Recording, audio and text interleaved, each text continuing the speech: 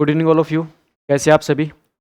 तो जैसा कि आपको आपके सामने जो कंप्यूटर नेटवर्क का जो फुल कोर्स जो आपके सामने चलाया जा रहा है, उसी में हम बात कर लेते हैं। आज एमसीक्यू सेशन की बात कर लेते हैं। तो कुछ सेशन में आपके लिए लेके आए वहाँ पे। तो ये जो एमसीक्यू सेशन है, इस एमसीक्यू सेशन में आपके इंपॉर्टेंट एमसीक्यू आपके इंक्लूड की गई है कि आपके इंडिया लेवल में जितने भी एमसीक्यू एग्जाम होते हैं, या आपके जो भी एग्जाम की आप तैयारी करना चाहते हो, कंप्यूटर नेटवर्क का जो आपका सब्जेक्ट है, उस कंप्यूटर नेटवर्क के सब्जेक्ट में जो एमसीक्यू चीज़ें हैं, बहुत इंपॉर्टेंट रोल प्ले करने वाली है। यहाँ पे सारा का सारा कॉन्सेप्ट आपका क्लियर होने वाला है।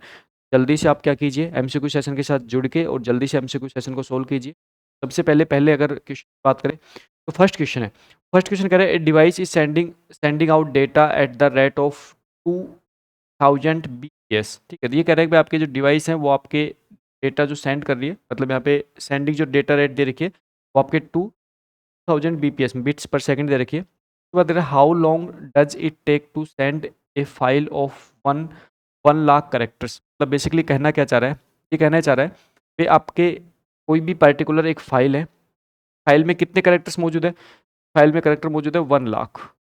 1 लाख करेक्टर्स मौजूद, और 1 लाख करेक्टर्स को क्या करना है, सेंड करना है। मतलब कि 1 लाख करेक्टर जो फाइल है उसको सेंड करना है। तो वो सेंड करने के लिए जो आपको डेटा रेट, मतलब स्पीड जो दे रखी है, वो स्पीड दे रखी है आपकी 1000 bps, बिट्स पर सेकंड की स्पीड से फाइल को हम ट्रांसफर कर सकते हैं।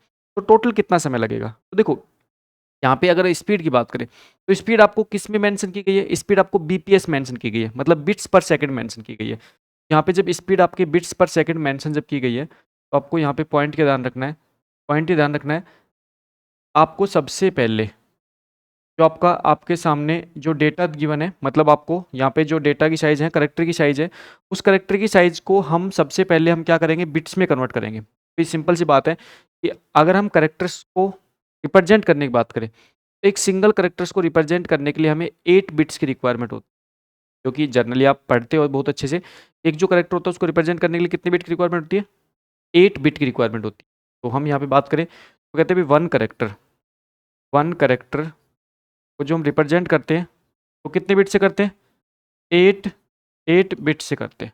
ठीक, 1 लाख करेक्टर को रिप्रेजेंट करने के लिए आपको कितने बिट चाहिए?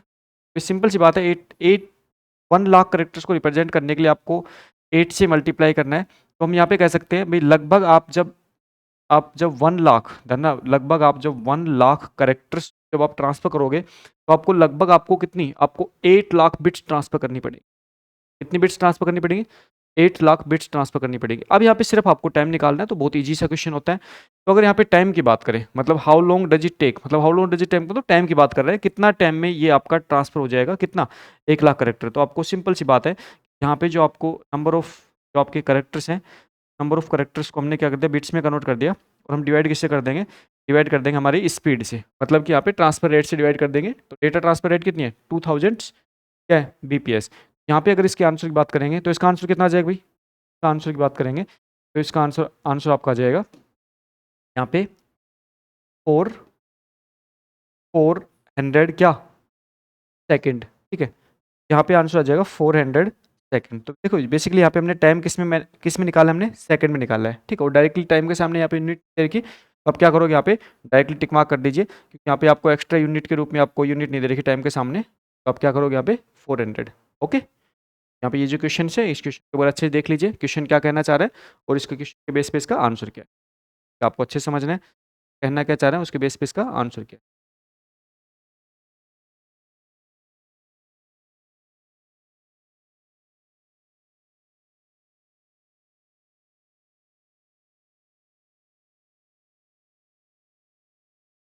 ठीक है, अगर नेक्स्ट क्वेश्चन की बात करें, तो देखो नेक्स्ट क्वेश्चन समझो। नेक्स्ट क्वेश्चन कह रहा है इंफ्रारेड सिग्नल। अब देखो बेसिकली हमने 3 टाइप के सिग्नल की बात की है। जब भी हम वायरलेस कम्युनिकेशन की बात करते हैं, तो यहाँ पे पॉइंट है कि वायरलेस कम्युनिकेशन में, जब हम वायरलेस कम्युनिकेशन की बात करते हैं, वायरलेस कम्युनिकेशन में हम 3 टाइप के सिग्नल की बात करते हैं। 3 टाइप के जो हमारे सिग्नल होते हैं, सिग्नल्स के रूप में बात करते हैं कि हमारे पास में हम बात करते हैं रेडियो वेव। वायरलेस कम्युनिकेशन में 3 टाइप के जो सिग्नल होते हैं, उनमें हम वेव की बात करते हैं, तो कौन सी आपकी? Radio wave. सेकंड जो वेव होती है कौन सी होती है? सेकंड कौन सी होती है? माइक्रोवेव। माइक्रोवेव। और थर्ड कौन सी होती है? थर्ड होती है इंफ्रारेड। होती है इंफ्रा। देखो 3 टाइप के यहाँ पे हम सिग्नल्स को यूज़ करते हैं किसमें? वायरलेस कम्युनिकेशन में, ठीक है? अभी तीनों टाइप के जो सिग्नल होते हैं, रेडियो वेव हो गया, माइक्रोवेव हो गया, इन्फ्रारेड हो गया, तीनों टाइप के सिग्नल ही आपके कैसे होते हैं? ये तीनों टाइप के सिग्नल आपके इलेक्ट्रोमैग्नेटिक वेव, ठीक? अच्छा, यहाँ पे बेसिकली स्पेशली आपको इंफ्रारेड के बारे में बात कर रहे हैं, तो इंफ्रारेड के बारे में क्वेश्चन क्या पूछा गया है वो समझो देखो एक बार। Infrared signal can be used for short range communication in close area using using के बाद आपको डैश डैश डैश देखा है प्रोपोगेशन। तो बेसिकली देखो, जब हम वायरलेस कम्युनिकेशन की बात करते हैं तो हम वायरलेस कम्युनिकेशन जब बात करते हैं तो बेसिकली हमारे पास में जो इंफ्रारेड सिग्नल होते हैं, इंफ्रारेड सिग्नल्स की जब हम यूज करने की बात करते हैं तो हम कहते हैं भाई आपके शॉर्ट रेंज जो आपकी होती है उस पर कम्युनिकेशन के लिए इन सिग्नल्स को काम में लिया जाता है। जैसे कि जो AC TV के जो रिमोट होते हैं वो जिस पर्टिकुलर सिग्नल पे ऑपरेट होते हैं उस सिग्नल कहते हैं इंफ्रारेड सिग्नल, है ना? AC TV के रिमोट को ऑपरेट करने के लिए हमें करना क्या पड़ता है? जैसे मान चलो आपको AC को ऑन करना है, हमें हमारा जो रिमोट होता है उस रिमोट को AC की तरफ क्या करना पड़ता है? AC की तरफ मूव ऑन करना पड़ता है, मतलब कि उसका जो फेस है AC की तरफ होना चाहिए और उसके बाद ही वो सिग्नल क्या करता है आपका काम करता है। तो धन्ना इस टाइप के सिग्नल्स के लिए हम जो प्रोपोगेशन की बात करते हैं, मतलब कि कनेक्टिविटी कैसे होती है, वो कैसी है? तो लाइन ऑफ साइट, मतलब सेम दिशा, आपका सेम डायरेक्शन में आपको रख के काम करना पड़ता है। तो यहाँ पे क्या होगा? लाइन ऑफ साइट होगी, लाइन ऑफ किसके लिए? इंफ्रारेड के लिए। तो अब अच्छा कॉन्सेप्ट है। इंफ्रारेड में कैसा होता है आपका? लाइन ऑफ साइट होता है, ध्यान रखना। फिर रेडियो की बात करें तो रेडियो क्या कैसे होते हैं? ओमनी डायरेक्शन होते हैं, मतलब सभी दिशा में आपके प्रसारित हो सकते हैं। लेकिन जब माइक्रोवेव की बात करते हैं तो भाई माइक्रोवेव में क्या होता है, जैसे कि जो माइक्रोवेव की लोअर फ्रिक्वेंसी होती है फिर भी ओमनी डायरेक्शन होती है। लेकिन जैसे जैसे माइक्रोवेव की हायर फ्रिक्वेंसी जानने की बात करते हो आप, तो माइक्रोवेव की जो हायर फ्रिक्वेंसी होती है बेसिकली आपका क्या हो जाता है? वो लाइन ऑफ साइट बन जाता है। और इंफ्रारेड जो सिग्नल्स होते हैं वो आपके प्योरली लाइन ऑफ साइट होते हैं। जैसे अगर यहाँ पे अगर इनकी रेंज की बात करें, बेसिकली यहाँ पे हमारे पास में जो फ्रीक्वेंसी की जो रेंज होती है उसके बेस पे हम सिग्नल्स का अलग अलग नाम रिप्रेजेंट करते हैं। जैसे अगर रेडियो सिग्नल की बात करें, रेडियो सिग्नल्स की बात करें तो हम कहते हैं भाई आपके 3 किलो हर्ट्ज से आपके 1 गीगाहर्ट्ज तक का जो सिग्नल होता है क्या होता है? रेडियो को होता है, ठीक है। फिर यहाँ पे बात करें तो यहाँ पे कितना होता है? 1 गीगाहर्ट्ज से कहाँ तक होता है आपके? आपके 300 गीगाहर्ट्ज तक होता है, ठीक है। यहाँ पे फिर टेराहर्ट्ज पे चले जाते हैं, तो किस पे चलते हैं? लगभग आपके 300 टेराहर्ट्ज से कहाँ तक चले जाते हैं हमका?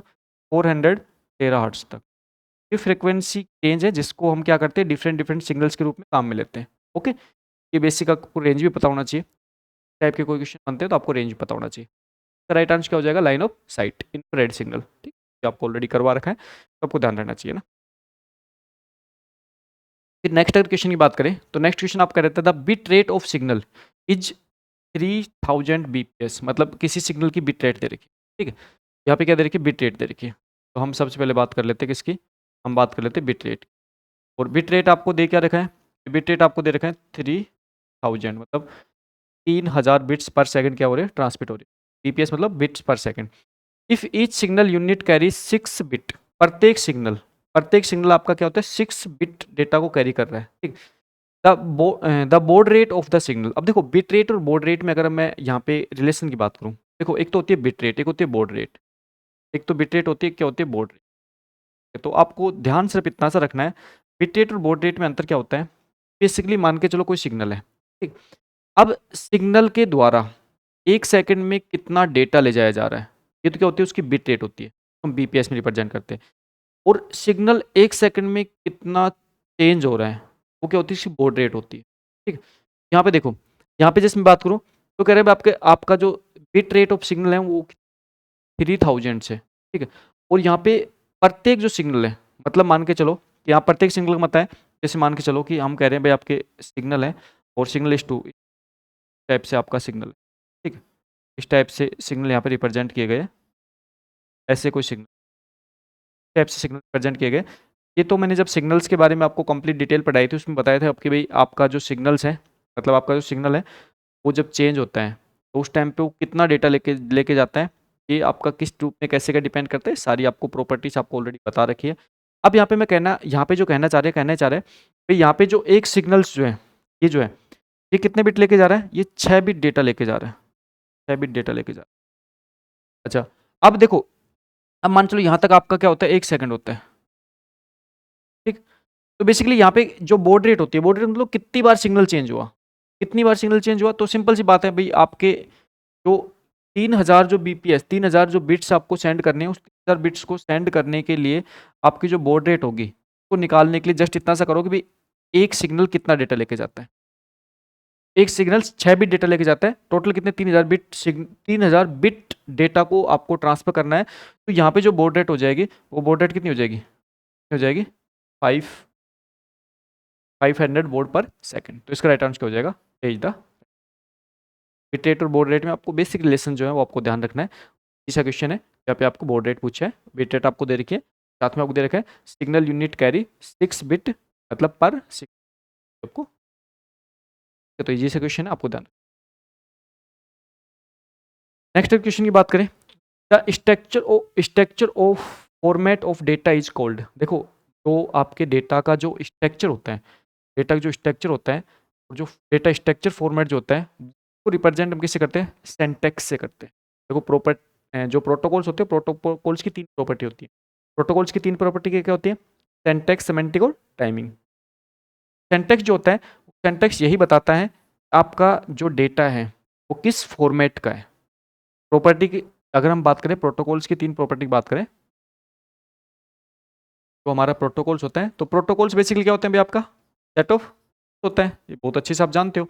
और यहाँ पे प्रोटोकॉल्स की जो 3 जो इंपॉर्टेंट प्रॉपर्टी की बात करते हैं, 3 जो इंपॉर्टेंट प्रॉपर्टी होती है वो क्या क्या होती है, एक तो होती है सिंटैक्स, एक क्या होती है सिमेंटिक, एक क्या होती है सिमेंटिक्स, एक क्या होती है टाइमिंग।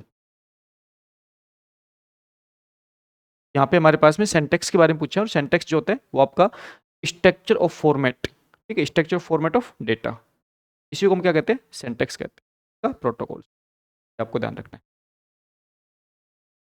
नेक्स्ट अगर बात करें, तो नेक्स्ट है in a fully connected mesh network with 10 computer.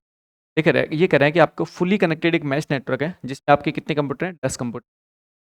तो कह रहे हैं total dash dash dash number of cable are required and dash dash dash number of port are required for each. देखो, यहाँ पे बेसिकली जब मैश नेटवर्क की बात करते हैं, तो मैश नेटवर्क की बात करते हैं, तो मैश नेटवर्क के अंदर आपको पूछा क्या है, आपको पूछा ही है कि आपके मैश नेटवर्क में जो डिवाइस हैं, मतलब कि हमारे पास में जो यहाँ पे कंप्यूटर है वो कितने कनेक्टेड है, 10 कंप्यूटर, ठीक।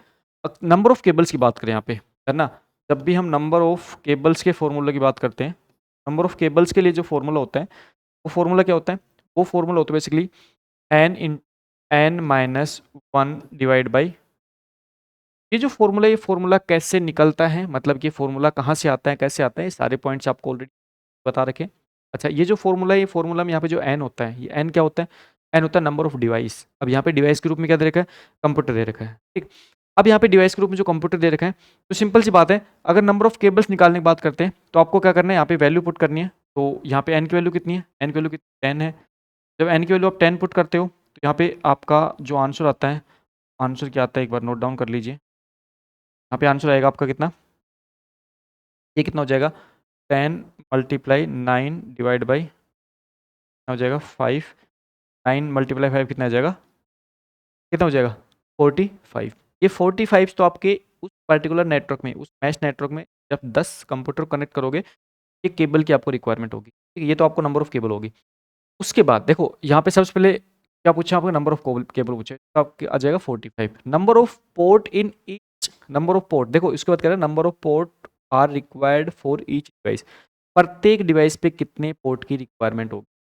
भाई मैश नेटवर्क में आपको बहुत अच्छे से पता है कि मान के चलो, मैश नेटवर्क के द्वारा जब हम 4 कंप्यूटर, मैश नेटवर्क पर जब हम 4 कंप्यूटर हैं, तो उस टाइम पे हमारे पास में प्रत्येक कंप्यूटर पे कितने पोर्ट चाहिए, ये हमारा फॉर्मूला क्या होता है भाई। जैसे मान चलो, पोर्ट का मतलब होता है वह जगह, वह प्लेस जहाँ पे आके आपकी केबल क्या होती है, कनेक्ट होती है। अब फर्स्ट जो कंप्यूटर है उसको मुझे बाकी सभी कंप्यूटर जोड़ना है, इसके लिए मैश मैश टोपोलॉजी में होता है क्या, सेपरेट केबल से कनेक्ट करते हैं। देखो, सेपरेट केबल से इसको कनेक्ट करेंगे, सेपरेट केबल किससे कनेक्ट करेंगे, सेपरेट केबल किससे, इसको कनेक्ट। अब यहाँ पे जब पहला कंप्यूटर को सेपरेट केबल से बाकी सभी कंप्यूटर्स कनेक्ट करते हैं, तो इसके लिए कितने पोर्ट लगाने पड़े मुझे, 3 पोर्ट लगाने पड़े। कितने, 1 पोर्ट, 2 पोर्ट, 3 पोर्ट, 3 पोर्ट मुझे लगाने पड़े जब मेरे पास कितने, 4 कंप्यूटर मैश नेटवर्क। अगर 10 कंप्यूटर होंगे, तो फिर मुझे प्रत्येक कंप्यूटर पे कितने पोर्ट की रिक्वायरमेंट होगी, कितने की होगी, राइट आंसर क्या होगा? 45 और 9। अच्छा क्वेश्चन है, बट हाँ अच्छा क्वेश्चन है, इंपॉर्टेंट क्वेश्चन है, आरपीएससी में पूछा हुआ क्वेश्चन है। यहाँ पे इस क्वेश्चन को आप समझो और इसका आंसर आपको ऐसे इस टाइप से आपको निकाल, पर नोट डाउन कर लीजिए अच्छे से।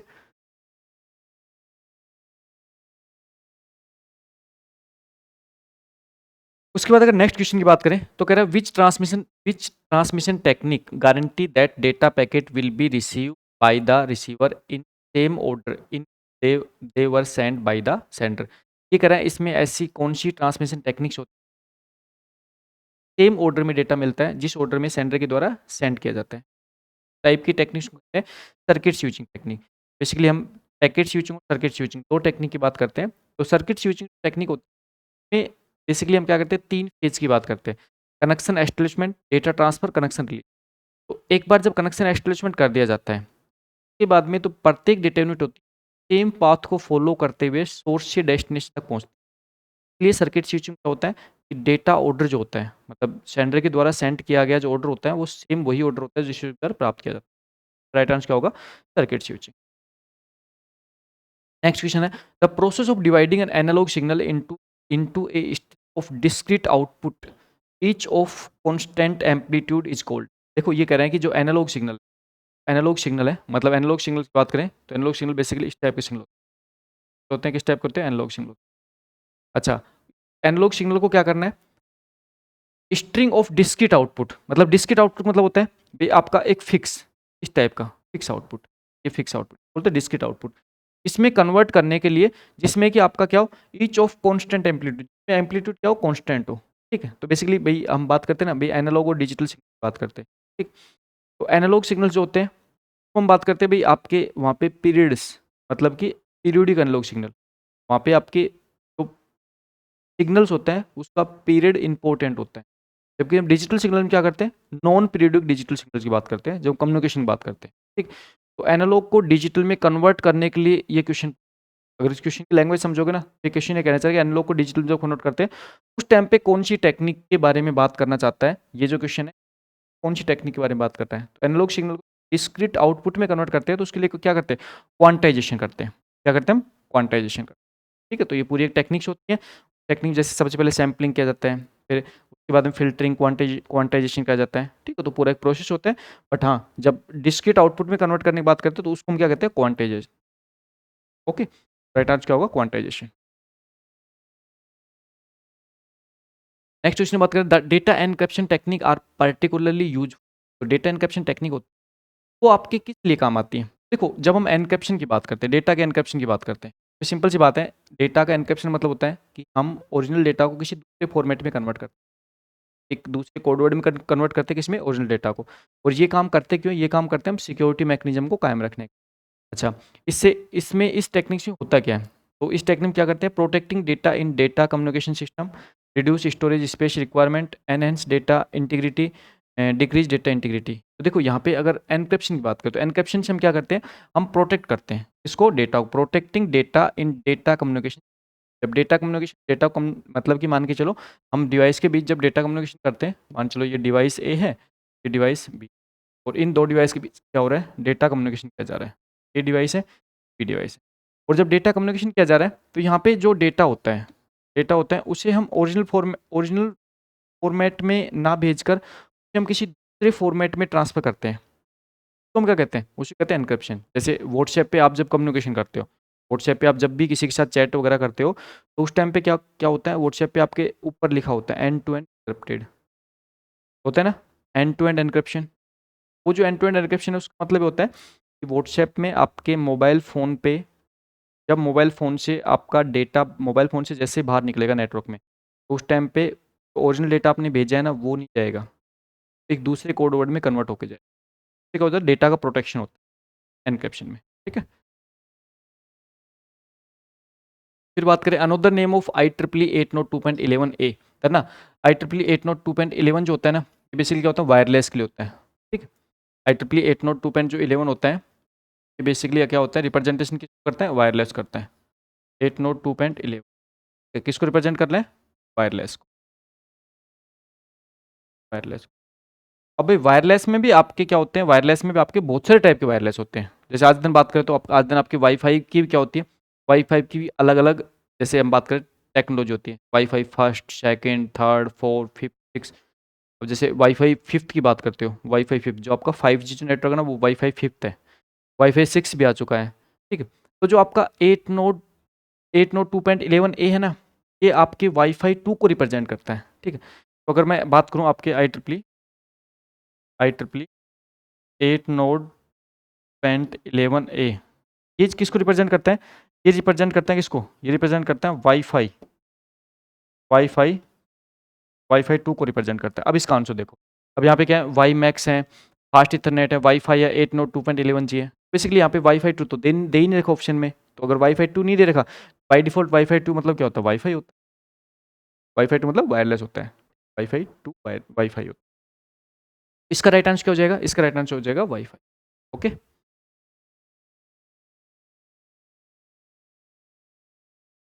अगर नेक्स्ट बात करें यहाँ पे, next the device which connect dissimilar LAN of different topology. ये कह रहे हैं कि ऐसी डिवाइस जो कि आपके डी सिमिलर लैंस, आपके अलग अलग लैन टोपोलॉजी को कनेक्ट करने की बात कर रहे हैं। Dissimilar LAN different topology using different set of communication protocol so that information can flow from one to another is called.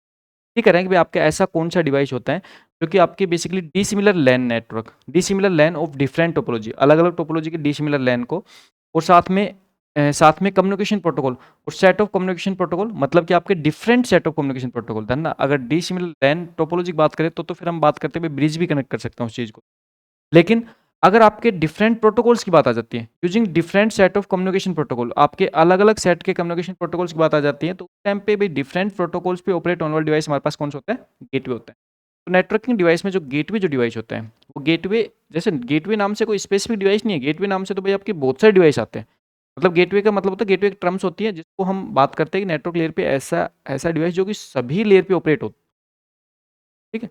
और बेसिकली जो गेटवे होता है ना, गेटवे को हम जनरली जहाँ पे काम में लेते हैं, वो जनरली काम में लेते हैं डिफरेंट प्रोटोकॉल्स के बेस पे।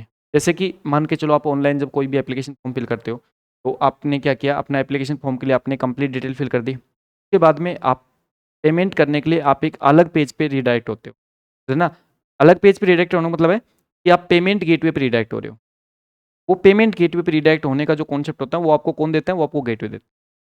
सारे पॉइंट्स आपको समझना। तो यहाँ पे क्या हो जाएगा? Gateway is the right answer. In case of बस topology, signal balancing overcome by, देखो जो बस ट्री टोपोलॉजी होती है ना, बेसिकली क्या होता है, हम बस और ट्री की बात करें तो हम कहते हैं भाई आपके जो बस और ट्री के द्वारा हमने क्या करा है, एक बहुत बड़ा नेटवर्क बना रखा है। इसमें जब हमें सिग्नल बैलेंसिंग करनी होती है ना, तो हम क्या करते हैं? हम सेगमेंटेशन करते हैं। सेगमेंटेशन मतलब होता है, यहाँ पे हम क्या करते हैं, हम एक बड़े नेटवर्क को हम एक छोटे छोटे नेटवर्क में डिवाइड कर देते हैं, जिससे कि मैनेजमेंट क्या हो जाता है? आसान हो जाता है। तो यहाँ पे बस और ट्री के अंदर अगर हम बात करें, तो हमारे पास सिग्नल ओवरकम का जो इश्यू होता है, प्रॉब्लम को सॉर्ट आउट करने के लिए हम क्या करते हैं? सेगमेंटेशन करते हैं। इससे क्या होता है, एक बड़े नेटवर्क हमने छोटे नेटवर्क में डिवाइड कर दिया, और जिससे हम हमारे पास में क्या होगा, उसे मैनेज करना आसान है। The cost of the network is determine by, देखो जब भी हम नेटवर्क के कॉस्ट की बात करते हैं, भाई मान के चलो, आप कहोगे कि हमने कोई नेटवर्क बना रखा है, हमने कोई नेटवर्क बना रखा है, उस नेटवर्क की कॉस्ट क्या है? जैसे मान के चलो, आप अपना घर बनाते हो, आपके घर की जो कॉस्ट होती है, वो आप कैसे कैलकुलेट करते हो? देखो, घर की कॉस्ट बहुत सारे फैक्टर डिपेंड करती है, ठीक। और वो जो बहुत सारे फैक्टर होते हैं ना, उन बहुत सारे फैक्टर के बेस पे कुछ इंपॉर्टेंट फैक्टर होते हैं, जिसको हम क्या करते हैं, हम घर की कॉस्ट निकालने के लिए कैलकुलेट करते हैं। इसी टाइप से नेटवर्क की कॉस्ट निकालते हैं, तो नेटवर्क की कॉस्ट निकालने के लिए हम क्या करते हैं? स्विच कॉम्प्लेक्सिटी की बात करते हैं। भाई हमने नेटवर्क को कनेक्टिविटी कैसे कर रखी है, जहाँ पे नेटवर्क के अंदर, जहाँ पे बेसिकली क्या होता है, आपके बहुत सारे वायर आके जहाँ पे मिलते हैं, वहाँ पे जो स्विच कॉम्प्लेक्सिटी, मतलब जो स्विच होते हैं, जो क्या करते हैं, जो बेसिकली आपके नेटवर्क को जोड़ने के लिए काम आते हैं। नेटवर्क को जोड़ने के लिए काम आते हैं क्या? स्विच। अब लेयर 2 स्विच होता है, लेयर 3 स्विच होता है।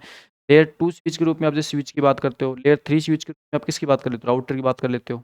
या जैसे इस टाइप से राउटर होता है आपके पास में, तो वहाँ पे स्विचिंग कॉम्प्लेक्सिटी के बेस पे आप नेटवर्क क्या निकाल सकते हो? कौन सा क्वेश्चन है? Which of the following switch technique is most suitable for interactive traffic. अभी कह रहा है ऐसी कौन सी स्विचिंग टेक्निक है जो कि इंटरेक्टिव ट्रैफिक के लिए सबसे ज़्यादा सुटेबल है? ध्यान, इंटरेक्टिव ट्रैफिक का मतलब होता है इंटरनेट पे ट्रैफिक, इस पर इंटरनेट का ट्रैफिक।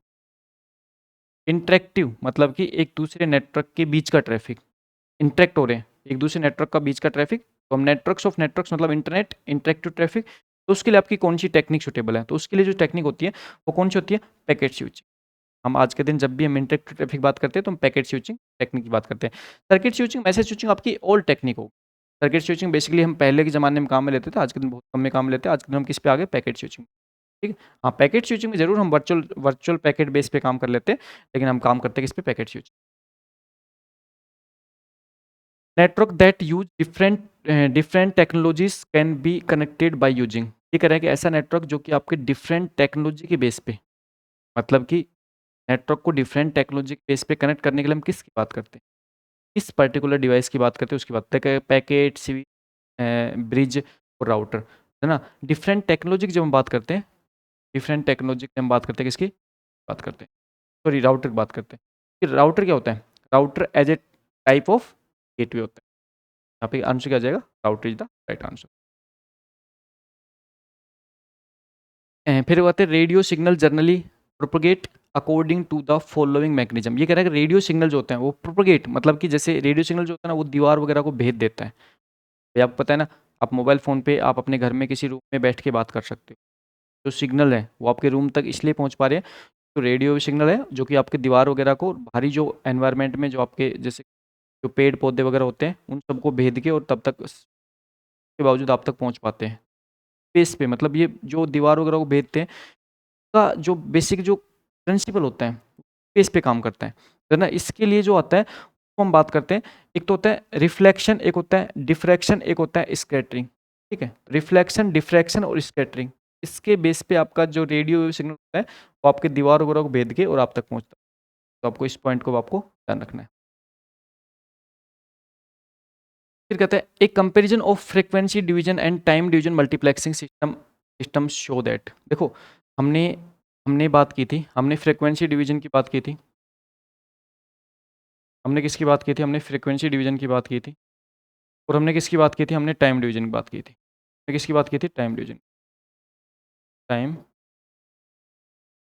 ठीक है, देखो पॉइंट समझो यहाँ पे फ्रीक्वेंसी डिवीजन और टाइम डिवीजन में डिफरेंस क्या है। भाई हमने बात की थी कि हमारे पास में एक फिक्स फ्रीक्वेंसी बैंड का हमारे पास में क्या है, एक चैनल है। अभी फिक्स फ्रीक्वेंसी बैंड का चैनल है ना, इसको जब हम फ्रीक्वेंसी डिवीजन कर रहे थे तो बेसिकली इस चैनल को हम क्या कर रहे थे, हम फ्रीक्वेंसी बेस पे क्या कर रहे थे, अलोकेट कर रहे थे। फ्रीक्वेंसी बेस पे क्या करते थे, अलोकेट कर रहे थे।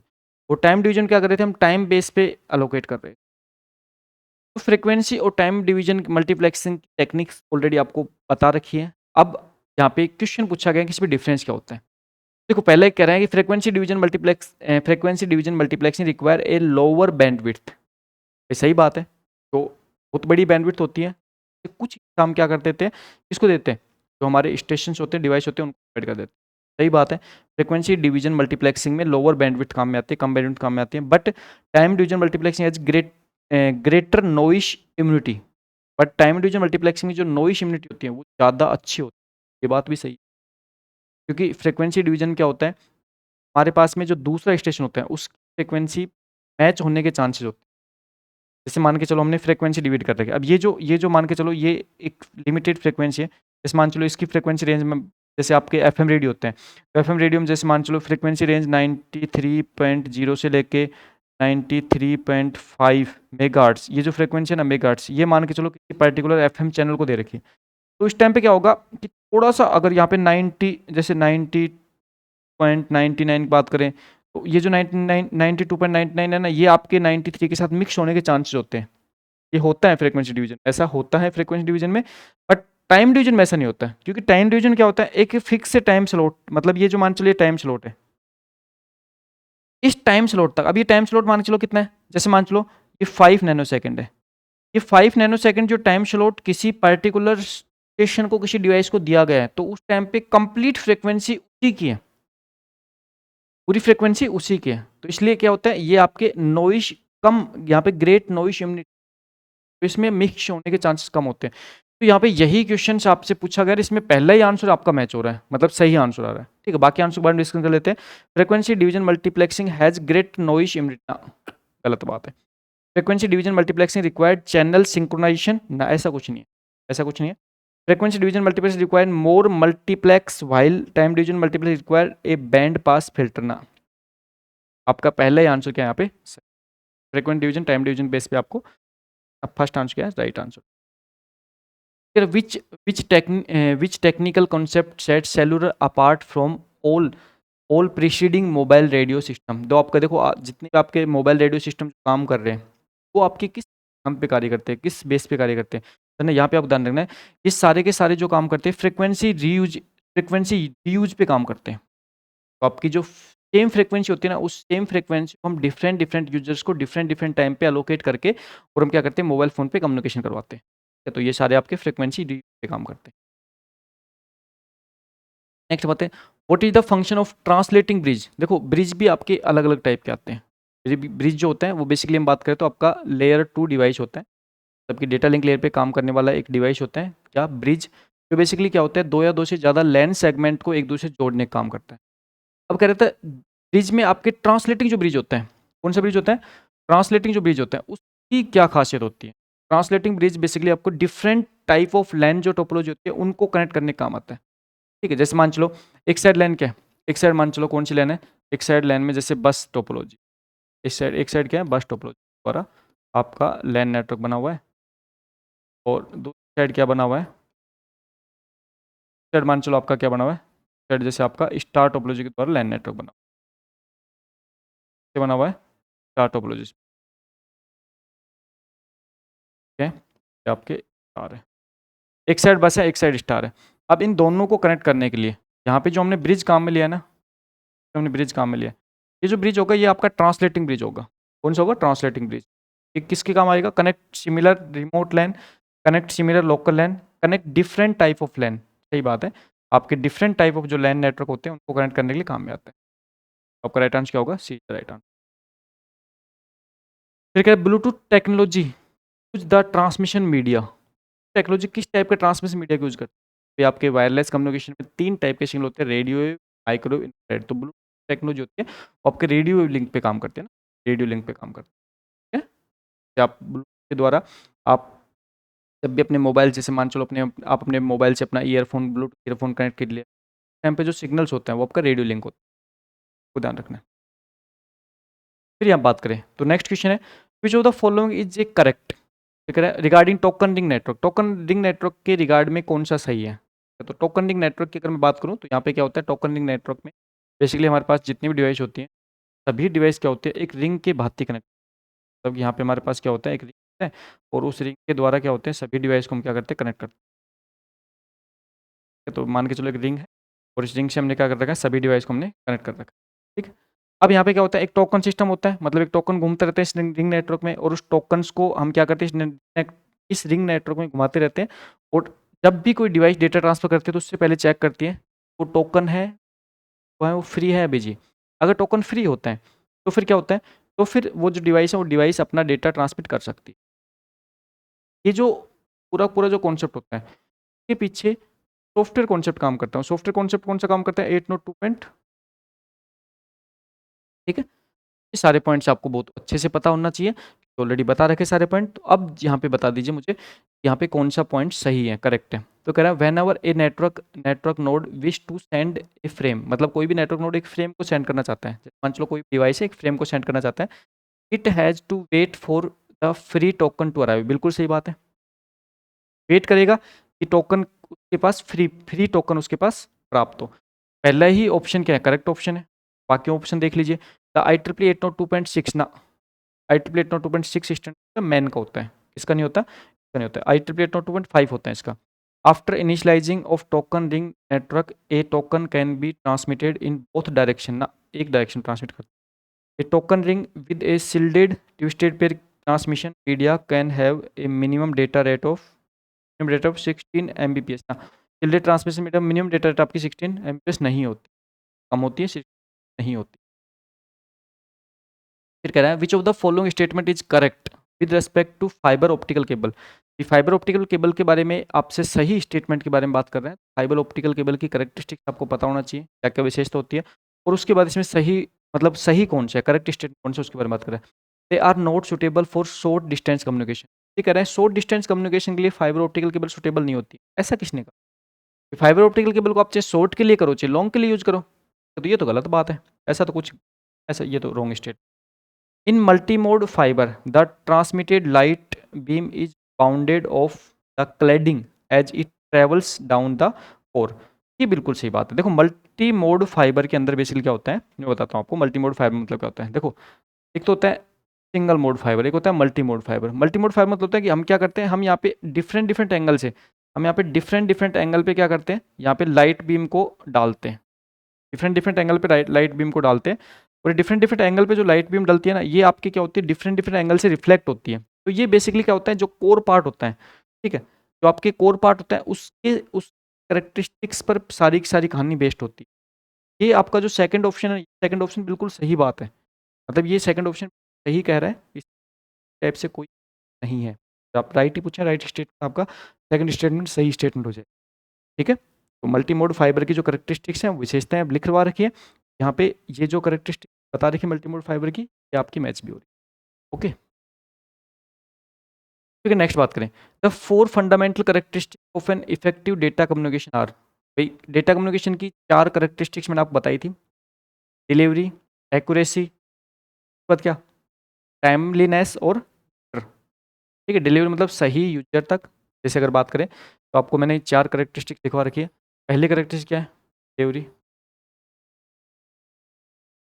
फिर सेकंड क्या है, एक्यूरेसी।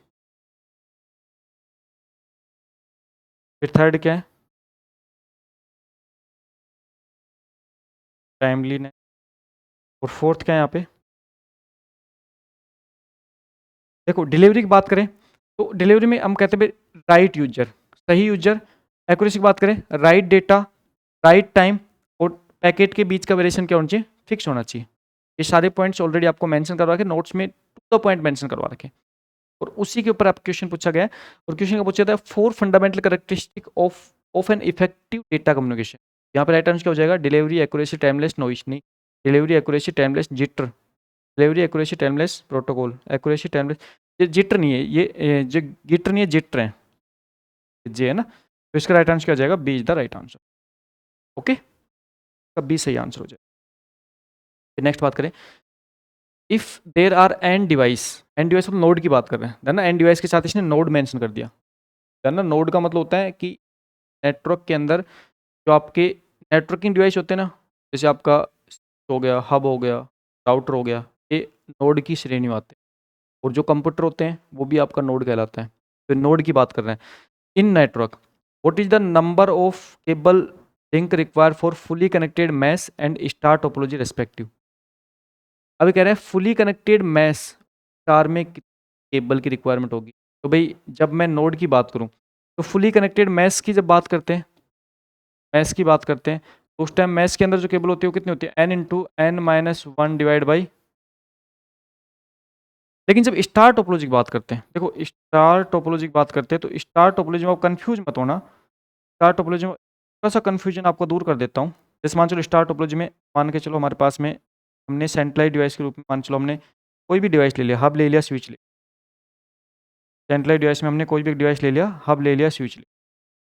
ओके, अब देखो, अब यहाँ पे हम कह रहे हैं हमारे पास में सेंट्रलाइज डिवाइस के रूप में मान क्या क्या ले लिया हमने, हब ले लिया। जब मैं नोड की बात करता हूँ, जब मैं नोड की बात करता हूँ तो नोड के पॉइंट, नोड में आपको एक छोटा सा पॉइंट ध्यान ध्यान कर रखना है। एक छोटा सा पॉइंट ये भी ध्यान रखना है, यहाँ पे हमारे पास जो हब है ना, ये भी एक नोड है, ठीक है। एक, अब एक नोड ये हो गया, हब भी एक नोड है, हब भी एक नोड है, ये जो डिवाइस है ये भी एक नोड है, ये भी एक नोड है, ये भी एक नोड है। तो स्टार टोपोलॉजी में अब आपके पास में कितने नोड हो गए, एक, एक, दो, तीन, चार, पाँच, 5 नोड हो गए, है ना। डिवाइस 4 ही है, कनेक्टेड डिवाइस 4 ही, लेकिन नोड 5 हो गए। तो 5 नोड को जोड़ने के लिए कितनी केबल चाहिए हमें, कितनी केबल चाहिए भाई, नोड n है तो n माइनस वन की इसमें, ठीक है। तो ये छोटा सा कॉन्सेप्ट और ध्यान रखना, यहाँ पे कन्फ्यूज मत होना। इस क्वेश्चन में आप शायद कन्फ्यूज हो गए होंगे। तो मैथ्स का ठीक है, मैथ्स में तो आपको कितना है, n into n minus one by two, लेकिन स्टार में n माइनस वन हो जाए, स्टार में n माइनस वन हो जाए, ठीक है, क्योंकि नोड की बात। कन्फ्यूज नहीं होना है आपको, सटीक आंसर देना, सही आंसर देना। विच of the following component is responsible for network communication. Computer system. देखो ये कह रहा है which of the following component is responsible network communication computer system. आपके कौन रिस्पॉन्सिबल होता है नेटवर्क में कम्युनिकेशन करने के लिए? कंप्यूटर सिस्टम में जब नेटवर्क में कम्युनिकेशन करते हैं उस टाइम पर रिस्पॉन्सिबल कौन होता है? ये कह रहा है circuit switching, message switching, packet switching, both A and B. Confusing question है भाई। जब भी हम नेटवर्क में कम्युनिकेशन बात करते हैं, नेटवर्क में कम्युनिकेशन बात करते हैं, नेटवर्क कम्युनिकेशन के लिए हम सर्किट स्विचिंग काम में लेते हैं, पैकेट स्विचिंग काम लेते हैं। अब कह रहे हैं मैसेज स्विचिंग काम लेते हैं, मैसेज स्विचिंग काम में लेते थे, पहले के ज़माने की बात है। तो इसमें अब आपको सटीक आंसर देना, तो अब आप कौन सा आंसर दोगे? तो ना अब आपको आंसर कौन सा देना है? Packet switching. क्योंकि पैकेट स्विचिंग आपके सबसे ज़्यादा आज के दिन रिसेंट ट्रेंड टेक्नोलॉजी सबसे ज़्यादा यूज होने वाली आपकी स्विचिंग टेक्निक है। क्योंकि आज का पूरा पूरा जो आपका इंटरनेटवर्क, अब नेटवर्क का कॉन्सेप्ट, इंटरनेट का कॉन्सेप्ट पर बेस्ड है, पैकेट स्विचिंग पर ही। ठीक है, तो इस टाइप के क्वेश्चन अगर आ जाए तो कन्फ्यूज है आंसर आपको इसका देख के आना, सही आंसर देख। फिर बात करते हैं विच of the following component is responsible for network communication computer system. ये कह रहे हैं कि आपके following component responsible for network communication computer system. Computer system में कंफ्यूज कैसे कर रहे हैं क्वेश्चन शायद। जो the following component is responsible, देखो इसमें अगर नेटवर्क कम्युनिकेशन कंप्यूटर, एक बार मैं इस क्वेश्चन को ना क्वेश्चन को बोला मार्क छोड़ देता हूँ कि भाई जब भी हम इंटरनेट की बात करते हैं तो स्विचिंग तो सारी होती है, या तो इसके ऑप्शन ऑप्शन रॉन्ग हो गए होंगे। अब ऐसा हो सकता है ऑप्शन रॉन्ग हो गए होंगे। अगर ऑप्शन रॉन्ग हो गए होंगे तो थोड़ा सा वेट कर लो, लेकिन मैंने अपने हिसाब से इसका सटीक आंसर देने की कोशिश की, सटीक आंसर इसका पैकेट स्विचिंग हो। लेकिन ऑप्शन भी रॉन्ग हो सकते हैं क्योंकि एक ही क्वेश्चन 2 बार यहाँ पे रिपीट किया गया, टाइपिस्ट से मिस्टेक भी हो सकती है, ऑप्शन भी रॉन्ग हो सकते हैं। तो यहाँ पे आपको विच of the following component is responsible for network communication computer system. Computer system में आपके नेटवर्क से कम्युनिकेशन करने के लिए कौन रेस्पॉन्सिबल होता है? कौन रेस्पॉन्सिबल होता है? Ethernet card. कौन होता है? Ethernet card responsible. Ethernet card को हम क्या कहते हैं? इथरनेट कार्ड को हम कहते हैं एनआईसी कार्ड। एनआईसी कार्ड, ठीक है, इथरनेट कार्ड या एनआईसी कार्ड कहते हैं। एनआईसी मतलब क्या होता है? क्या होता है? Network interface card. Network interface, network interface, ठीक है। अब जो नेटवर्क इंटरफेस कार्ड होता है ना, इसको एक एड्रेस होता है, हम क्या कहते हैं? इसका एक एड्रेस होता है, इसको कहते हैं मैक एड्रेस। क्या कहते हैं इसके एड्रेस को? MAC address. ये जो मैक एड्रेस होता है ये IPv4 के लिए कितने बिट का होता है? IPv4 के लिए 48 बिट का एक एड्रेस होता है ना। जो मैक एड्रेस होता है इसको हम हार्डवेयर एड्रेस के नाम से जानते हैं, इंटरनेट एड्रेस के नाम से जानते हैं, इसको फिजिकल एड्रेस के नाम से जानते हैं। तो physical address, Ethernet address, hardware address, वो एनआईसी कार्ड का एड्रेस होता है।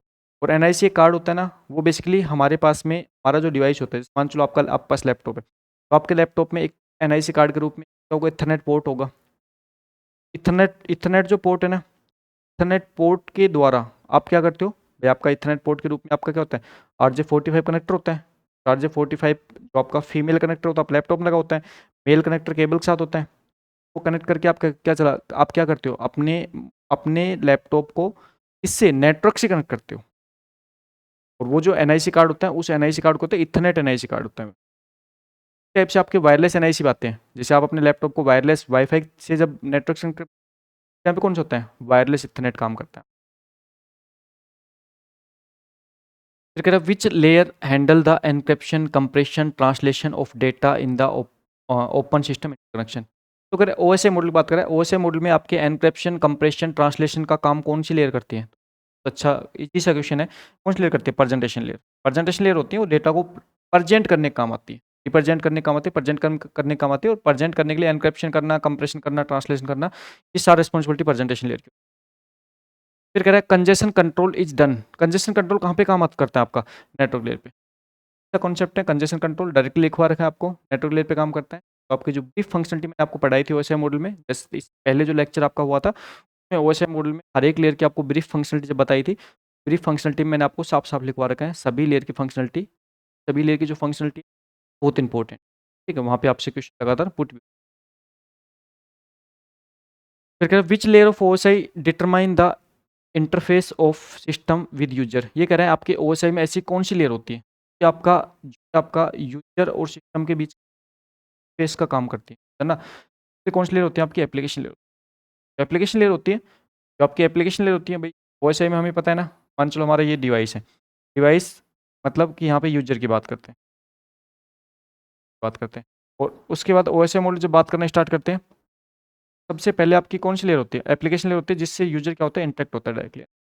आपकी application layer is the right answer. IEEE 802.11 is implement eight which layer of OSI model? अब देखो ये क्वेश्चन ही कह रहा है 802.11 है। देखो ध्यान रखना, IEEE जो स्टैंडर्ड होते हैं, IEEE आपके 802 जो स्टैंडर्ड जो आपको दे रखे हैं, सारे के सारे स्टैंडर्ड्स में आपको जो इंपॉर्टेंट स्टैंडर्ड्स हैं, वो सारे स्टैंडर्ड्स मैंने आपको लास्ट क्लास में करवा दिए थे, ठीक है। अब ये IEEE स्टैंडर्ड में आपको 802.11 होता है, 802.11 जो होता है बेसिकली किसके लिए होता है? वो वायरलेस के लिए होता है, वायरलेस के लिए। अब ये कह रहे हैं ये स्टैंडर्ड काम कहाँ पे करता है, कौन सी लेयर पे काम करता है ना? ये जो स्टैंडर्ड होता है ये आपका लेयर 2 पे काम करता है। अब आप कहोगे सर ये लेयर 1 पे भी काम करता है, बिल्कुल भाई लेयर 1 पे भी काम करता है, लेकिन लेयर 2 पे इसकी मेन फंक्शनलिटी होती है। मेन जो फंक्शनलिटी होती है ना वो लेयर 2 पे होती है। बेसिकली जो फिजिकल लेयर होती है ना, वो एक टाइप से कोई फंक्शनलिटी निभाती नहीं है, रियलिटी है। फिजिकल लेयर तो आप अपना कभी हेडर अटैच करती ही नहीं है। फिजिकल लेयर तो क्या करती है? फिजिकल लेयर तो बेसिकली काम क्या करती है कि जो डेटा लिंक लेस डेटा है उसे सिग्नल में कन्वर्ट करके और ट्रांसमिशन मीडियम की सहायता से उसे एक स्थान दूसरे स्थान पर ले जाने का कार्य करवाती है, ठीक है। तो यहाँ पे राइट आंसर किसका होगा? लेयर 2 होगा। In a broadcast network the layer that is often thing और नॉन एग्जिस्टिंग, ये कह रहे हैं कि आपके जब ब्रॉडकास्ट नेटवर्क की बात करते हैं, अब देखो ब्रॉडकास्ट नेटवर्क का मतलब क्या होता है? ब्रॉडकास्ट नेटवर्क मतलब क्या होता है? अगर किसी नेटवर्क में आपको सभी डिवाइस के पास कोई डेटा ट्रांसमिट करना है, पर्टिकुलर नेटवर्क क्या कहते हैं? ब्रॉडकास्ट नेटवर्क कहते हैं। सभी डिवाइस के पास एक साथ कॉमन डेटा ट्रांसफर करने की टेक्निक जो ब्रॉडकास्ट कहते हैं। तो कहते हैं ब्रॉडकास्ट के लिए आपकी कौन सी लेयर है जो आपकी या तो होती है तो बहुत कम फंक्शनलिटी के साथ होती है, या फिर होती नहीं है। जब किसी भी डेटा पैकेट की ब्रॉडकास्टिंग की जाती है नेटवर्क, तो उस टाइम पे आपको लेयर्स का नाम बताना है। ऐसी कौन सी लेयर होती है, या तो होती है तो कम से कम फंक्शनलिटी के साथ होती है, या फिर होती नहीं है। तो भाई बेसिकली अगर बात करें तो एक लेयर होती है जिसका काम होता है सोर्स से डेस्टिनेशन तक डेटा डिलीवरी करना। अब डेस्टिनेशन ग्रुप में अगर सभी डिवाइस को डेटा ट्रांसफर करना है, तो फिर आप कौन सी लेयर को स्किप कर सकते हो? ना लॉजिकल क्वेश्चन, अच्छा क्वेश्चन है। आप नेटवर्क लेयर को स्किप कर सकते हो। भाई नेटवर्क लेयर का काम क्या होता है? भाई नेटवर्क लेयर का काम क्या होता है? नेटवर्क लेयर का काम होता है सोर्स टू डेस्टिनेशन डिलीवरी। यहाँ पे होता है source to destination, source to destination delivery. अब जब सोर्स टू डेस्टिनेशन डिलीवरी की हम बात करते हैं, वो डेस्टिनेशन ग्रुप में ध्यान, यहाँ पे आपको पॉइंट का ध्यान रखना है। पॉइंट ध्यान रखना, डेस्टिनेशन ग्रुप में क्या है? डेस्टिनेशन ऑल डिवाइस है, ऑल डिवाइस। तो उस टाइम पे हम इस लेयर को या तो स्किप करते हैं या इसकी कम से कम फंक्शनलिटी काम में लेते हैं, ठीक है। तो इसका राइट आंसर क्या होगा? या राइट आंसर होगा network layer. Okay, which of the following OSI layer is responsible for reliable transmission data?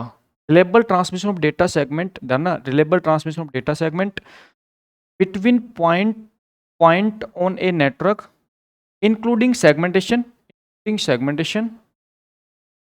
acknowledgement and multiplexing। ध्यान ना, segmentation acknowledgement multiplexing कौन सी लेयर होती है?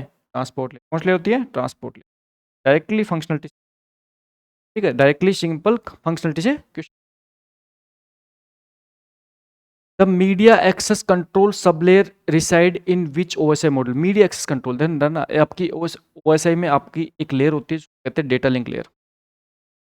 एक लेयर होता है data link layer. Data link layer को हम दो सब लेयर में डिवाइड करते हैं। कौन कौन सी में? एक तो हम डिवाइड करते हैं किसमें? Logic link control sub layer. और एक किस में डिवाइड करते हैं? एक डिवाइड करते हैं किसमें? मीडिया एक्सेस कंट्रोल, या एक्सेस कंट्रोल, दो सब लेयर में डिवाइड करते हैं। यहाँ पे जो राइट आंसर है वो राइट आंसर कौन सा हो जाएगा? Data link layer. यहाँ पे जो media access control sub layer होती है वो डेटा लिंक लेयर का पार्ट होता है, ठीक है। In in which layer of network architecture the secure socket layer, धना SSL, ये कह रहे हैं कि आपके नेटवर्क आर्किटेक्चर में SSL आपकी कौन सी लेयर पे ऑपरेट होता है? धना SSL जो आपका ऑपरेट होता है वो होता है प्रेजेंटेशन लेयर पे। फिर होता है प्रेजेंटेशन लेयर। धना प्रेजेंटेशन लेयर का ही काम क्या होता है? एनक्रिप्शन करना, डिक्रिप्शन करना, सिक्योरिटी का काम। सिक्योरिटी का जो मेन फंक्शनलिटी होती है वो प्रेजेंटेशन लेयर की होती है। और देखो जब आप सिक्योरिटी के रूप में जब आप पढ़ते हो, कंप्लीट डिटेल पढ़ते हो, तो एक आप ट्रांसपोर्ट लेयर सिक्योरिटी पढ़ते हो, TLS की जिसकी बात करते हैं, ट्रांसपोर्ट लेयर सिक्योरिटी। वो बेसिकली क्या होता है? वो बेसिकली आपका प्रेजेंटेशन लेयर और ट्रांसपोर्ट लेयर के बीच का प्रोटोकॉल होता है। इनमें कंफ्यूज मत होना, सिक्योर सॉकेट लेयर में कंफ्यूज मत होना। सिक्योर सॉकेट लेयर मान के चलो यहाँ पे प्रेजेंटेशन लेयर स्किप होती, प्रेजेंटेशन लेयर नहीं होती, तो उस टाइम पे आप ट्रांसपोर्ट लेयर भी यहाँ पे इंक्लूड कर सकते थे। कि बेसिकली क्या होता है, बेसिकली आपके पास में जो सिक्योरिटी के जो प्रोटोकॉल्स होते हैं ना, ये आपके जैसे एसएसएल हो गया, एसएसएल की जो फंक्शनलिटी है ना, ये आपके प्रेजेंटेशन और ट्रांसपोर्ट लेयर के बीच की फंक्शनलिटी ली जाती है एक टाइप से, ठीक है। लेकिन हाँ, अगर प्रेजेंटेशन लेयर है तो आप 100% प्रेजेंटेशन लेयर ही करके आओगे, ठीक है। इस टाइप के क्वेश्चन में बिल्कुल भी कंफ्यूज नहीं होना है। फिर इन द देखो in the TCP IP reference model, the job of layer transmit host inject packet into any network।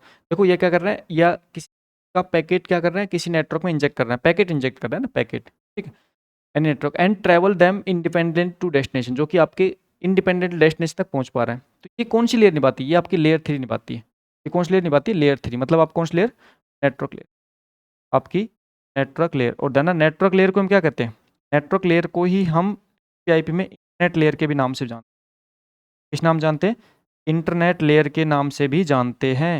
यहाँ पे कंफ्यूज बिल्कुल भी नहीं होना, इसी लेयर को हम इंटरनेट लेयर के नाम से भी। नेक्स्ट है, in TCP IP reference model the job the layer is to permit host inject packet into any network and travel them independent destination. Same questions but option अलग दे दी, सेम क्वेश्चन बस option अलग। यहाँ पे जो आपका ऑप्शन में राइट आंसर होगा वो क्या होगा, होस्ट टू नेटवर्क लेयर। कौन सा होगा, होस्ट टू नेटवर्क लेयर, मतलब कि किसी पैकेट्स को TCP IP में किसी पैकेट्स को क्या करोगे, आप इंजेक्ट करोगे, और पैकेट को इंजेक्ट मतलब पैकेट को क्या करोगे, आप इंडिपेंडेंटली ट्रांसमिट करवा के सोर्स से डेस्टिनेशन तक पहुंचाओगे। होस्ट टू नेटवर्क लेयर, तो basically host to network layer मतलब तो नेटवर्क लेयर ही, TCP IP में आपको क्या होता है, आप ये 4 लेयर या 5th लेयर के रूप में काम करते हो, ठीक है। फिर आता है which layer of OSI reference model is are host to host layer. अब देना OSI जो रेफरेंस मॉडल होता है, लेयर को हम कहते हैं भाई अपर लेयर होती है, सॉफ्ट लेयर होती है, होस्ट टू होस्ट लेयर होती है। लेयर को हम कहते हैं भाई लोअर लेयर होती है, जिसको हम कहते हैं हार्डवेयर लेयर का नाम जानते हैं, ठीक। यहाँ पे अगर बात करें तो यहाँ पे इस कॉन्सेप्ट को आपको अच्छे से समझना है, इसको बिल्कुल कंफ्यूज नहीं हो। यहाँ पे हमारे पास जो लेयर होती है, लेयर को हम बेसिकली 2 पार्ट में डिवाइड करते हैं। हमारे पास जितनी भी लेयर होती है OSI मॉडल की, सभी लेयर को हमने क्या कर रखा है, 2 पार्ट में डिवाइड कर रखा है। जैसे हम कहते हैं भाई हमारे पास में क्या होती है, एप्लीकेशन लेयर होती है, एप्लीकेशन लेयर होती है। फिर कौन सी होती है, प्रेजेंटेशन लेयर होती है, एप्लीकेशन प्रेजेंटेशन होती है। फिर कौन सी होती है आपकी, सेशन होती है। फिर कौन सी होती है आपकी, ट्रांसपोर्ट होती है। फिर कौन सी होती है आपकी, नेटवर्क होती है। फिर कौन सी होती है आपकी, डेटा लिंक लेयर होती है। फिर कौन सी होती है आपकी, और OSML की पहली लेयर कौन सी होती है, पहली लेयर आपकी फिजिकल लेयर होती है। अब देखो यहाँ पे हमारे पास में कुछ लेयर होती है ना, कुछ लेयर होती है जिसको हम कहते हैं अपर लेयर, है ना, इनको क्या कहते हैं, अपर लेयर कहते हैं, अपर। और इन्हीं को हम क्या कहते हैं, इन्हीं को हम क्या कहते हैं, सॉफ्टवेयर लेयर भी कहते हैं। इन्हीं को हम क्या कहते हैं, इन्हीं को हम कहते हैं host to host layer, host to host, ठीक है। कुछ जो लेयर होती है इनको हम क्या कहते हैं, जो लेयर होती है इनको हम क्या कहते हैं, ये जो लेयर होती है इनको क्या कहते हैं, लोअर लेयर कहते हैं। क्या कहते हैं, लोअर लेयर कहते हैं। या फिर इनको क्या कहते हैं, या फिर हम कहते हैं हार्डवेयर लेयर, हार्डवेयर लेयर कहते हैं। और ये जो लेयर होती है ये बहुत इंपॉर्टेंट लेयर होती है, जिसको हम कहते हैं भाई आपका हमके OSI मॉडल का हार्ट भी कहा जाता है। इसको बेसिकली क्या कहते हैं, OSI मॉडल को हार्ट कहते हैं, जो कि आपके अपर लेयर और लोअर लेयर के बीच की लेयर होती है। लेकिन कई बार क्वेश्चन अगर मान के चलो कि अपर लेयर के रूप में लेयर को भी इंक्लूड किया गया है, होस्ट टू होस्ट लेयर में आपको आपके अगर ट्रांसपोर्ट लेयर को इंक्लूड किया गया है तो बिल्कुल ये आपके अगर इंक्लूड होगी ना तो अपर लेयर के साथ इंक्लूड, अपर लेयर के साथ इंक्लूड। अपर लेयर में बात करें तो अपर लेयर आपकी ट्रांसपोर्ट, सेशन, प्रेजेंटेशन, एप्लीकेशन, ये 4 हो सकते हैं। लेकिन हाँ, प्योरली अपर लेयर कौन सी होती है, सेशन, प्रेजेंटेशन। लेकिन अगर क्वेश्चन में इंक्लूड किया गया है तो फिर कंफ्यूज नहीं होना, तो फिर ट्रांसपोर्ट को भी इंक्लूड कर लेना है, ठीक है।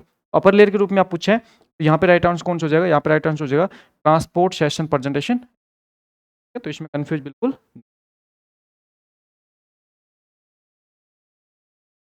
Which layer of OSI reference model is responsible for decomposition of message and generation of sequence number, ensure correct recomposition from end to end of network। ये कह रहे हैं कि आपकी ऐसी कौन सी लेयर होती है, which layer of OSI reference model decomposition of message and generate sequence number ensure correct recomposition from end to end network। देखो बेसिकली कर क्या रहे हैं, ये कर रहा है डिकम्पोजिशन कर रहा है और वापस से फिर क्या कर रहा है, उसको सही कर रहा है। तो बेसिकली ना जो करेक्ट सीक्वेंस नंबर दिया जाता है ना प्रत्येक बाइट को, वो कौन से लेयर के द्वारा दिया जाता है, वो दिया जाता है किसके, ट्रांसपोर्ट लेयर के द्वारा। ठीक है, कौन से लेयर के द्वारा, ट्रांसपोर्ट लेयर। डायरेक्टली फंक्शनलिटी है ट्रांसपोर्ट लेयर की, आपको ध्यान रखना है। देखो उसके बाद कह रहा है allow A set of private address for internet for internal communication and A set of global net address for communication with the rest of the network. है ना, ये कह रहा है कि भाई आपके ऐसा कौन सा इसमें से आपको जो गिवन है ना, जैसे DHCP है, NAT है, IMAP है, इसमें से ऐसा कौन सा है जो आपको अलाउ करता है, किसके अलाउ करता है। मान चलो एक नेटवर्क है, अगर प्राइवेट नेटवर्क है, इसके अंदर आपके मान के चलो कुछ डिवाइस हैं, जैसे प्राइवेट नेटवर्क के अंदर कुछ डिवाइस है और इन डिवाइस को हम क्या कर रहे हैं, डिवाइस ने क्या कर रखा है, डिवाइस को हमने जोड़ रखा है। अच्छा, उसके बाद हमने यहाँ पे क्या लगा रखा है, एक कोई डिवाइस लगा रखा है और उसके बाद हमने इससे इंटरनेट से कनेक्ट कर रखा है, नेट की कनेक्ट, है ना। यहाँ पे हमारे पास में जो डिवाइस है ना, डिवाइस के बीच कम्युनिकेशन करने के लिए प्राइवेट जो IP एड्रेस होते हैं वो काम में आ जाते हैं। उसके बाद में एक ये डिवाइस है और ये डिवाइस क्या कर रहा है, फिर आउटसाइड नेटवर्क से कम्युनिकेट करवा रहा है। ये जो डिवाइस होते हैं, डिवाइस कौन से होते हैं, ये होता है NAT राउटर, कहते हैं network address translation. NAT router, network address translation. NAT क्या होता है, नेटवर्क एड्रेस ट्रांसलेट। ठीक है, जो बेसिकली क्या करता है, जो प्राइवेट एड्रेस को पब्लिक एड्रेस में कन्वर्ट करता है, पब्लिक को प्राइवेट में कन्वर्ट करता है। इस देखो यहाँ पे इसका राइट आंसर क्या होगा, इसका राइट आंसर होगा NAT, जो कि group of private IP address से क्या करेगा, इंटरनल कम्युनिकेशन करवा देगा, और अगर आउटसाइड नेटवर्क में कम्युनिकेट करना है तो उसके लिए पब्लिक IP एड्रेस को काम में ले लेगा। ठीक है, एक जैसे DHCP होता है, जिसको बोलते हैं डायनेमिक होस्ट कॉन्फ़िगरेशन प्रोटोकॉल, जो बेसिकली क्या करता है, जो हम IP एड्रेस अलोकेट करवाते हैं, जब नेटवर्क में डिवाइस को IP एड्रेस देते हैं तो उस टाइम पे ऑटो कॉन्फ़िगरेशन IP एड्रेस दिया जाता है, वो कैसे दिया जाता है, DHCP दिया जाता है। नेक्स्ट जो लेक्चर आएगा उसमें DHCP, NAT, NAT बारे इनके बारे में बिल्कुल कंप्लीट डिटेल से आपको बताऊंगा, बहुत अच्छे पॉइंट टू पॉइंट बताऊंगा, तो वो भी लेक्चर आप अच्छे से अटेंड करना, वो सब कुछ आपको डिटेल बता दी जाएगी। फिर आता है which of the following layer of OSI model also called end to end layer. देखना OSI मॉडल में एंड टू एंड लेयर कौन सी कहलाती है आपकी, एंड टू एंड लेयर की बात करें तो आपकी कौन सी होती है, ट्रांसपोर्ट लेयर। ठीक है ना, इसको प्रोसेस टू प्रोसेस या एंड टू एंड लेयर भी कहते हैं, तो प्रोसेस टू प्रोसेस लेयर भी कहते हैं। यहाँ पे जो प्रोसेस टू प्रोसेस जो आपकी जो लेयर होती है ना, ये प्रोसेस टू प्रोसेस लेयर का मेनली काम क्या होता है, रनिंग एप्लीकेशन प्रोग्राम तक डेटा पहुंचाना। रनिंग एप्लीकेशन प्रोग्राम तक डेटा पहुंचाने की जिम्मेदारी आपकी किस लेयर की होती है, मतलब कि रनिंग एप्लीकेशन प्रोग्राम ही कोई क्या कहते हैं, प्रोसेस कहते हैं, तक डेटा पहुंचाने की जिम्मेदारी आपके ट्रांसपोर्ट लेयर की होती है, तो एंड टू एंड लेयर के नाम से भी। The layer is responsible for moving frame from one hop to next. देखो फ्रेम होती है ना, उस फ्रेम को एक होप मतलब एक नोड से अगले नोड तक ले जाने के लिए जो आपकी लेयर होती है, आपकी डेटा लिंक लेयर होती है। डेटा लिंक लेयर का काम ही होता है क्या, नोड टू नोड डिलीवरी, यहाँ पे ध्यान, नोड टू नोड जो डिलीवरी हो रही है, तो दोनों नोड जो है ना वो सेम लैन नेटवर्क में होने चाहिए, नोड टू नोड डिलीवरी। और नोड टू नोड डिलीवरी की यहाँ पे अगली बात करें तो क्या होता है, लैन नेटवर्क, इसमें लैन नेटवर्क में। ठीक है, लैन नेटवर्क में नोड टू नोड डिलीवरी कौन करता है, data link layer. Router function in which layer, router जो फंक्शनलिटी होती है वो किस लेयर पे काम करती है। देखो जैसे राउटर की बात करें तो राउटर क्या होता है, लेयर 3 डिवाइस होता है। यहाँ पे जब राउटर की बात करें, राउटर क्या होता है भाई, हम कहते हैं लेयर 3 डिवाइस होता है, लेयर 3 डिवाइस होता है। अब लेयर 3 डिवाइस का मतलब होता है ये आपकी कौन कौन सी लेयर पे काम करता है, ये आपकी काम करता है फिजिकल लेयर पे, ये किस पे काम करता है, ये काम करता है किस पे, डेटा लिंक लेयर पे, फिजिकल लेयर पे, डेटा लिंक लेयर पे, और किस पे काम करता है, किस पे, तो लेयर 3 डिवाइस होता है, ये डिवाइस आपके फिजिकल डेटा लिंक और नेटवर्क लेयर पे काम करता है, फिजिकल डेटा लिंक और नेटवर्क लेयर पे काम करता है कौन।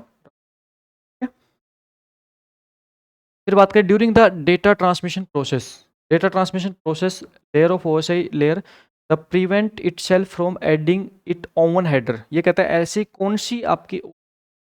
कौन सी लेयर होती है जो अपना खुद का हेडर अटैच करने से अपने आप को रोक करना। ऐसी लेयर एक ही लेयर होती है तो अपना हेडर अटैच ना करके और अपनी रिस्पॉन्सिबिलिटी डायरेक्ट निभाती है, जिसको हम कहते हैं कौन सी, physical layer. Basically physical layer होती है ना, वो हेडर अटैच ना करके, और वो क्या करती है, वो जो डेटा लिंक लेयर से जो डेटा मिलता है, बिट्स की फॉर्म में जो डेटा मिलता है, देखो इस पॉइंट को बहुत अच्छा समझना। डेटा लिंक लेयर जो होती है ना, data link layer, data link layer क्या करती है, आपके बिट्स की फॉर्मेट में, बिट्स की फॉर्मेट मतलब, बिट्स की फॉर्मेट मतलब होता है, जैसे यहाँ पे 0101 की फॉर्मेट में आपके डेटा किसको देती है, डेटा किसको देती है, डेटा नीचे देती है किसको, फिजिकल लेयर को, किसको देती है, फिजिकल लेयर को देती है। अब यहाँ पे जो फिजिकल लेयर है ना, ये फिजिकल लेयर अपनी कोई रेस्पॉन्सिबिलिटी ना, अपनी कोई मतलब हेडर अटैच नहीं करती है, ये तो डायरेक्टली क्या करती है, ये डायरेक्टली अपनी रेस्पॉन्सिबिलिटी निभाने की बात करती है। और रेस्पॉन्सिबिलिटी कैसे निभाती है, ये क्या करती है, ये बिट्स को किस में कन्वर्ट करती है, सिग्नल में कन्वर्ट करती है, सिग्नल में कन्वर्ट करती है, और सिग्नल में कन्वर्ट करके और क्या करती है, ट्रांसमिशन मीडियम की सहायता से, यहाँ पे हमारे पास में जो ट्रांसमिशन ट्रांसमिशन जो मीडियम होता है, ट्रांसमिशन मीडियम मतलब आपके जो भी आपके केबल होती हैं, जो वायरलेस सिस्टम होता है, उसकी सहायता से डेटा पैकेट्स मतलब जो बिट्स हैं, उस बिट्स को सिग्नल में कन्वर्ट करके एक स्थान से दूसरे ले जाने के लिए रिस्पॉन्सिबिलिटी, ये अपने आप से कोई हेडर अटैच नहीं करती, ये तो प्योर रिस्पॉन्सिबिलिटी पे काम करती है, इसको बिट्स को सिग्नल में कन्वर्ट करवाना, और उसके बाद में पूरा पूरा ये पूरा हार्डवेयर कॉन्फ़िगरेशन होता है, ये जैसे बिट्स को सिग्नल में कन्वर्ट करना वगैरह, ये सारा किसका काम होता है, सारा प्योरली हार्डवेयर कॉन्सेप्ट का काम होता है। और फिर उसके बाद में क्या करते हैं, डेटा को एक स्थान दूसरे स्थान पर पहुंचा, कौन सी, सॉरी कौन सी, फिजिकल लेयर। फिर उसके बाद नेक्स्ट क्वेश्चन है, protocol that required a logical connection to establish between two device before transferring data are called. ऐसा ऐसा कौन सा प्रोटोकॉल जो कि बेसिकली लॉजिकल कनेक्शन एस्टेब्लिशमेंट करता है डेटा को ट्रांसफर करने से पहले, देखो उसको बोलते हैं कनेक्शन ओरिएंटेड प्रोटोकॉल। ऐसा कौन सा बोलते हैं, कनेक्शन ओरिएंटेड प्रोटोकॉल। और कनेक्शन ओरिएंटेड प्रोटोकॉल के लिए अगर ट्रांसपोर्ट लेयर प्रोटोकॉल बात करते कौन से होते हैं, transmission control. The physical layer translate logical communication request into hardware specification operation. देखो फिजिकल लेयर होती है जो आपकी जो लॉजिकल कम्युनिकेशन रिक्वेस्ट होती है, मतलब डेटा लिंक लेयर की जो रिक्वेस्ट होती है, उसको डायरेक्टली हार्डवेयर स्पेसिफिक ऑपरेशन में कन्वर्ट करती है, तो उसको हम बोलते हैं क्या, मतलब कि यहाँ पे कहते हैं the physical layer that translate logical communication request into hardware specific operation. देखो लॉजिकल कम्युनिकेशन रिक्वेस्ट को हार्डवेयर स्पेसिफिकेशन में जो फिजिकल लेयर काम कन्वर्ट करती है, वो किस कन्वर्ट करती है, डेटा लिंक लेयर का। डेटा लिंक लेयर का जो आपका, जो भी डेटा लिंक लेयर का जो बिट्स होते हैं, वो किस में, को डायरेक्टली हार्डवेयर कॉन्फ़िगरेशन कन्वर्ट कर देते हैं, ठीक है। The portion of physical layer that interface with the media access control sub layer. Physical layer का ऐसा कौन सा पोर्शन जो कि मीडिया एक्सेस कंट्रोल के साथ ऑपरेट होता है, तो मीडिया एक्सेस कंट्रोल के साथ क्या होता है, लिंक होता है, बोलते हैं फिजिकल सिग्नलिंग सब लेयर। क्या बोलते हैं, फिजिकल सिग्नलिंग। बेसिकली जो मीडिया एक्सेस कंट्रोल होता है, मीडिया एक्सेस कंट्रोल में हम बेसिकली क्या क्या काम करते हैं, हम काम करते हैं कि आपके एक से ज़्यादा मान के चलो डिवाइस हैं, और वो आपके किसी ट्रांसमिशन मीडियम को ट्रांसमिशन करना है, जिससे कि कोलिजन कम से कम हो। इसके लिए फिर फिजिकल लेयर की जो आपकी रिस्पॉन्सिबल लेयर में जो आपकी सब लेयर होती है, वो सब फिजिकल सबलिंग जो आपकी सब लेयर होती है, ठीक है। फिजिकल सिग्नलिंग जो आपकी सब लेयर होती है, फिजिकल सिग्नलिंग जो सब लेयर होती है, वो क्या करती है, आपकी काम आती है, ठीक है। यहाँ पे आपको ध्यान रखना है, फिजिकल लेयर का जो पोर्शन होता है, जो कि आपके क्या काम करता है, जो कि आपके interface with media access control sub layer. Data link layer में आपको दो लेयर होती है ना, एक लॉजिक लिंक कंट्रोल होती है। लॉजिक लिंक कंट्रोल क्या क्या रिस्पॉन्सिबिलिटी होती है, फ्लो कंट्रोल हो गया, एरर कंट्रोल हो गया, फ्रेमिंग हो गया। फिर उसके बाद मीडिया एक्सेस कंट्रोल होती है। मीडिया एक्सेस कंट्रोल जैसे अलोहा में pure Aloha, slotted Aloha, CSMA CD, CSMA CA, ये जो सारी के सारे रेस्पॉन्स प्रोटोकॉल्स होते हैं, इन प्रोटोकॉल्स के लिए जो आपकी फिजिकल लेयर रेफरेंस होती है, के लिए आपकी फिजिकल लेयर का कौन सा पार्ट होता है, फिजिकल सिग्नलिंग सब लेयर, ठीक है। ये पॉइंट आपको ध्यान रखना। फिर which layer of OSI model handle the synchronization and data frame. ऐसी which layer of OSI model handle the synchronization and data frame. तो आपको क्या करना है, OSI मॉडल में आपको बताना है कि आपका सिंक्रोनाइजेशन डेटा फ्रेम के लिए आपकी कौन सी लेयर होती है, कौन सी लेयर होती है आपकी, डेटा लिंक लेयर।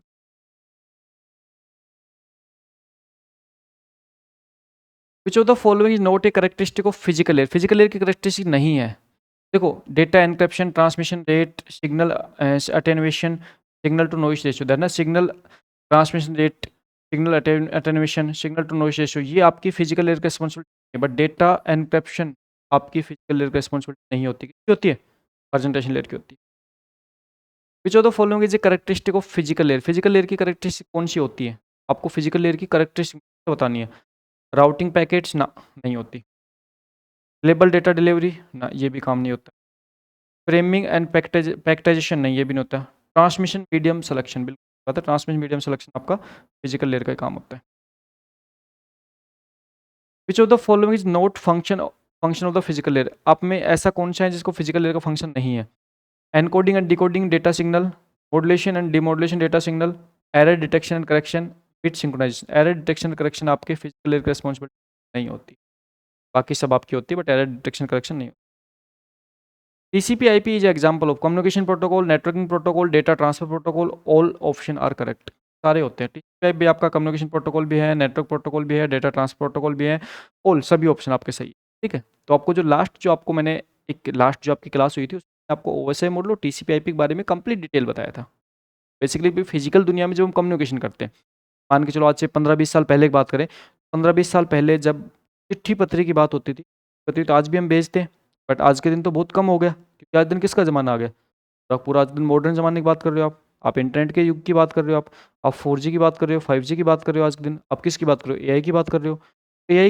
AI के ज़माने में जो आज से 15-20 साल जो काम पहले जो काम होता था उसका तरीका चेंज हो चुका है। बट अगर हाँ 15-20 साल पहले जो चिट्ठी ट्रांसफ़र की जाती थी, तब एक दूसरी जगह भेजी जाती थी, के पीछे का अगर आप लॉजिक समझ लोगे ना, OSI मॉडल और TCP/IP मॉडल को समझने में आपको बहुत आसानी होगी। और मैंने लास्ट क्लास में अच्छे से एग्जांपल के साथ आपको सारा का सारा कॉन्सेप्ट क्लियर किया था, अच्छे से समझाया था। बेसिकली जितने भी एमसीक्यू होते हैं, वो एमसीक्यू कुछ अलग से कुछ नहीं होता। एमसीक्यू का जो कॉन्सेप्ट होता है, मतलब इंटरनल जो कॉन्सेप्ट होता है, सारा का सारा कॉन्सेप्ट कहाँ से आता है? जो हम ऑलरेडी किस में पढ़ते हैं, थ्योरी कॉन्सेप्ट पढ़ते हैं, वहीं से कॉन्सेप्ट आपका किसका बनता है? एमसीक्यू का बनता है। तो आपको करना क्या है? अपने थ्योरी कॉन्सेप्ट को बहुत अच्छे से स्ट्रॉन्ग तरीके से क्लियर करना है। अगर आप थ्योरी कॉन्सेप्ट बहुत अच्छे से क्लियर कर लेते हो, तो आपको एमसीक्यू टाइप से कोई नहीं आएगा। एमसीक्यू नया बन सकता है भाई, किसी भी थ्योरी कॉन्सेप्ट से एमसीक्यू आप कितने बना लो, एमसीक्यू रट के थ्योरी थोड़ी बनती है। थ्योरी कॉन्सेप्ट को समझ के एमसीक्यू होते हैं। अगर आपने थ्योरी कॉन्सेप्ट बहुत अच्छे से समझ लिया, तो एमसीक्यू में आपको कभी कोई इश्यू नहीं। ओके, थैंक यू, मिलते हैं ना, टेक केयर।